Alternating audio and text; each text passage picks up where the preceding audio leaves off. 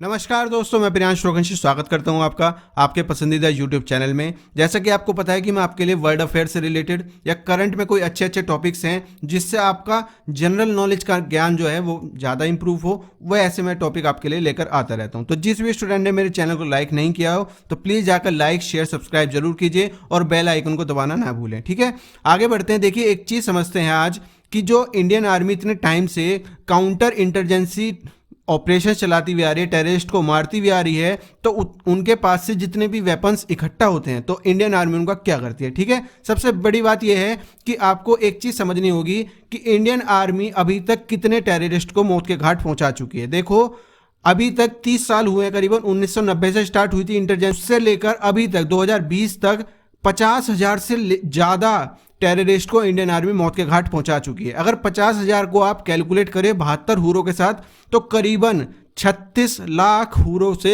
Indian army terrorist को मिलवा चुकी है। तो ये बहुत ज़्यादा प्राउड की बात है हमारे लिए।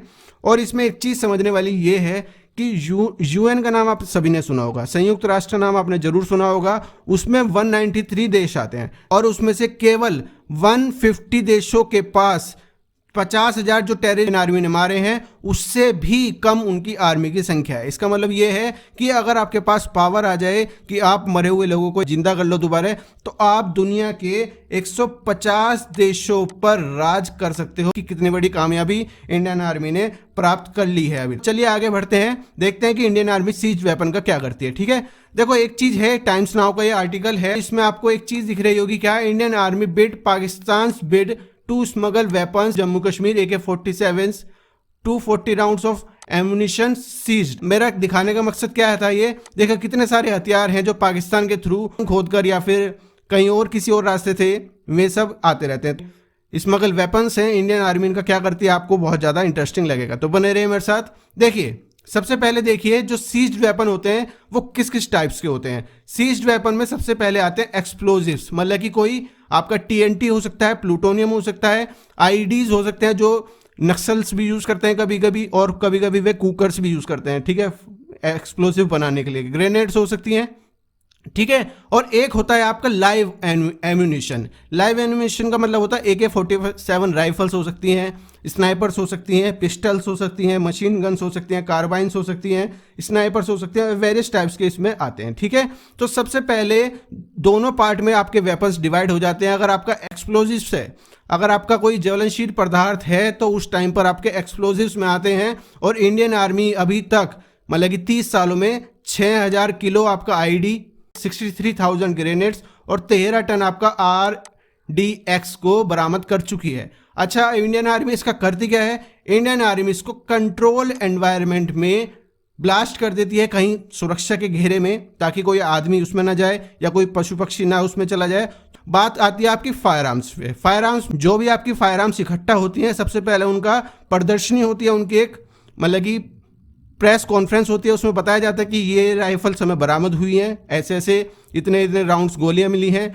और इंडियन आर्मी अभी तक 11,500 pistols, 1,027 universal machine guns, 79 carbides, 219 light machine guns, 69 general purpose guns, 295 rifles, 400 snipers guns को प्राप्त कर चुकी है। ये 2018 का डाटा था, इसलिए 28 साल यहाँ पर लिखा हुआ है। ठीक है, और यहाँ पर एक चीज और बताई गई है कि आपका जो इरप्शन हुआ था, इरप्शन ऑफ मिलिटेंसी जो हुआ था वो 1990 में हुआ था। तो कुछ लोग अगर सोचते हो कि आपका जो मिलिटेंसी जब से स्टार्ट हुई है वो 1947 से हुई है, जी नहीं, वो जब शेख अब्दुल्ला की सरकार थी, जब शेख अब्दुल्ला जी की मौत हो गई थी, उसके बाद से उसमें हलचल होनी शुरू हुई थी जम्मू कश्मीर में। और जब राजीव गांधी जी और उमर अब्दुल्ला के पिताजी हैं, इनके टाइम पर ये स्टार्ट हुई थी। सबसे पहले देखिए उनका फायर आर्म्स का जो है उनकी प्रदर्शनी लगती है, एग्जीबिशन होता है, प्रेस कॉन्फ्रेंस करके बताया जाता है कि कौन कौन कैसे कैसे राइफल्स मिली हैं। उसके बाद इन सभी चीज़ों को सील करके भेज दिया जाता है आपका ऑर्डिनेंस फैक्ट्री में, इनको सबको सबमिट कर दिया जाता है और वहाँ पर इनकी सफाई होती है, इनको पूरा ओपन किया जाता है। सबसे बड़ी बात यह है कि फायर आर्म्स आपके पाकिस्तान से आ रहे हैं, कहाँ से आ रहे हैं, किस तरह से आ रहे हैं, आपको वो चीज़ समझनी जरूरी है। देखो, पाकिस्तान में जो फायर आर्म्स की फैक्ट्रीज हैं, जिसे कहते हैं कारखाना, जिस कारतूस का कारखाना जो है वो मेड इन दर्रा आदम खेल में बहुत ज़्यादा फेमस है। मतलब कि जितने भी आपके पाकिस्तान से गन्स आती हैं वे ज़्यादातर दर्रा आदम खेल में मैन्युफैक्चर होती हैं, ठीक है। और इसमें एक चीज़ और बताई गई थी, जब मैंने रिपोर्ट्स पढ़ रहा था उसमें बताया गया था कि पाकिस्तान के लोग हैं जो इसको प्रोड्यूस करते हैं, वर्कर्स, ये इतने ज़्यादा परफेक्ट हो चुके हैं कि आप इनको कोई भी गन दे दीजिए, कोई भी गन दे दीजिए और ये उनकी लोकल रेप्लिका बनाकर दे देंगे। जैसे जो आपके करेंसी नोट्स होते हैं उनका काउंटर करेंसी नोट्स जो बनाते हैं, काउंटर फीट नोट्स बनाते हैं, जो नकली नोट बनाने का कारोबार है, वह उसी तरह से ये भी एक दर्रा आदम खेल जो पाकिस्तान में जगह है वहाँ पर फैक्ट्री यहाँ पर चल रही है। अब बात आती है आपकी फायर आर्म्स की। जो फायर आर्म्स आपका सेंट्रल ऑर्डिनेंस फैक्ट्री पहले जांच करता है पूरी, बाद वो उसमें देखता है कि कौन सी हमारी सर्विस पैटर्न की है और कौन सी हमारी नॉन सर्विस पैटर्न की है। सर्विस पैटर्न का मतलब होता है कि हमारी जो इंडियन आर्मी जिस राइफल्स को या जिस एम्यूनेशन को यूज़ कर रही है वो सब आपकी आएंगी सर्विस पैटर्न में, और जो नहीं कर रही है उनकी वे आएंगी नॉन सर्विस पैटर्न्स में, ठीक है।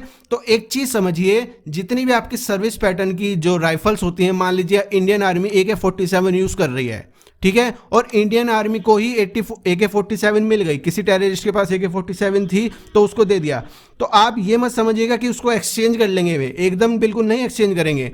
उसका क्या करेंगे, सेंट्रल जो ऑर्डिनेंस फैक्ट्री होती है वो उसकी पूरी जांच पड़ताल करेगा और वो प्रोवाइड नहीं करी जाती किसी भी सोल्जर को। इसके बहुत सारे रीजंस हैं। देखिए, जो भी गन आपको प्रोवाइड की जाती है, कोई भी सोल्जर हो उसकी एक यूनिक आईडी जरूर होती है, चाहे वो पुलिस में भी बंदा हो तो उसको भी उसकी भी एक गन की यूनिक आईडी होती है और उसमें भी उसको हर एक गोली का हिसाब देना पड़ता है। दूसरी बात होती है रिलायबिलिटी, कि वो गन कितना चलेगी कितना नहीं चल पाएगी, वो सब चीज़ें भी देखना पड़ता है। कंसिस्टेंसी की मतलब कि 2 दिन आपको पता चला इंडियन आर्मी के सोल्जर को दे दी और उसका जो है मतलब कि शिफ्ट कर दिया उसको सियाचिन में, पता चला वहाँ पर जाके वो फेल हो गई या कंसिस्टेंसी नहीं आ रही है, रुक रही है, बार बार जाम हो जा रही है, तो उस टाइम पर इसी वजह से ये जितनी भी राइफल्स होती हैं इनको सर्विस पैटर्न वालों को नहीं दिया जाता। इसमें एक बात और होती है कि आपको पता चला आपके पास 10 तो आई AK-47, मान लिया सपोज करो 10 आई AK-47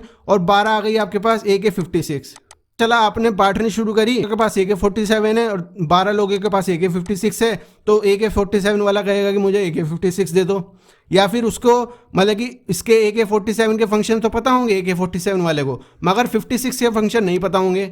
सर्विस पैटर्न्स की जो जितनी भी गन्स होती हैं उनका या तो ऑक्शन कर देते हैं, मतलब कि उनकी बोली लगा देते हैं, पॉलिटिशियंस को बेच देते हैं, ब्यूरोक्रेट्स को दे देते हैं, या फिर इंडियन आर्मी के जो ऑफिशियल्स रिटायर हो चुके हैं उनको प्रोवाइड कर दी जाए। इसमें एक चीज समझने वाली ये है कि आपकी जो नॉन सर्विस पैटर्न की गन्स होती हैं उनका कभी कभी हम म्यूजियम में भी यूज़ कर लेते हैं। अगर आप दिल्ली में कहीं जाएंगे, आर्मी का म्यूजियम है वहाँ पर, ठीक है, इंडिया गेट के पास, तो वहाँ पर आपको बहुत सारी गन्स की जाएंगी कि गन्स कौन कौन सी वहाँ पर है। 2013 से पहले हम पॉलिटिशियंस और ब्यूरोक्रेट्स को और इंडियन आर्मी के ऑफिशियल्स को प्रोवाइड कर देते थे लो वेज पर, मगर कुछ रिपोर्ट्स आई, जैसे टाइम्स ऑफ इंडिया की ये रिपोर्ट थी जिसमें लिखा था politicians and babus buy Chinese weapons in Punjab. Babus ने और पॉलिटिशियंस ने इसको चाइनीज को बाय कर लिया। और एक और रिपोर्ट थी इंडिया टुडे की जिसमें लिखा है क्या, Indian army officers profit from prohibit sale of weapons, मतलब कि क्या, इंडियन आर्मी के कुछ ऑफिशियल्स थे, जो ऑफिसर्स थे, उन्होंने ही वेपन्स को बेचना शुरू कर दिया और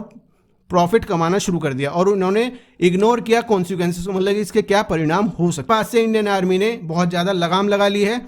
और देखिए इस रिपोर्ट में क्या क्या चीज़ें मेंशन की गई थी। जो आपकी कार्बाइन है, जो कार्बाइन है उसको 33 रुपये पर बेचा गया, जिसकी एक कीमत जो थी वो करीबन 60,000 के आसपास थी, ठीक है। शॉर्ट गन को 28 रुपये में बेच दिया गया। कार्बाइन जो रिवॉल्वर वगैरह है उनको 40 रुपये में बेच दिया गया, ठीक। इसमें एक ब्रिगेडियर का नाम भी बहुत ज़्यादा उन्होंने उछाला था, मनहर दत्त, जो रिटायर हो चुके हैं, कमांडर थे। उन्होंने गुप्ता आर्म्स कंपनी जबलपुर को ये सारे वेपन्स सेल कर दिए। एक बहुत अच्छा रिप्रेजेंटेशन है इंडिया टुडे ने कि रिवॉल्वर में थी 1.2 लाख रुपीस, मगर उसको 33 रुपये में बेच दिया गया, ठीक है।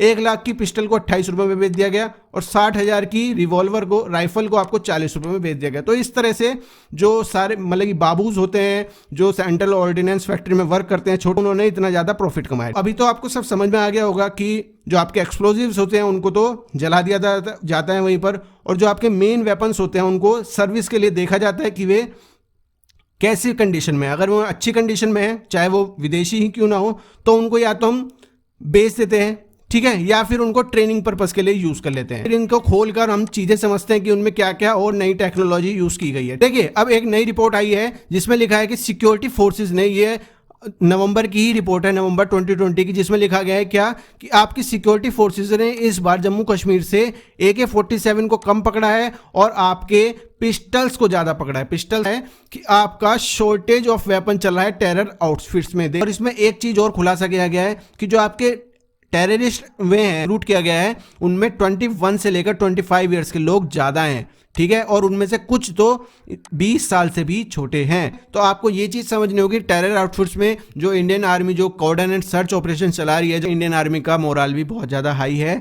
तो अभी के लिए इतना ही, मुझे इजाजत दीजिए। ऐसे में टॉपिक्स आपके लिए हमेशा लाता रहूंगा। अगर आपको मेरा चैनल का कंटेंट अच्छा लगा तो चैनल को लाइक शेयर सब्सक्राइब जरूर कीजिएगा। अभी के लिए नमस्कार, जय हिंद।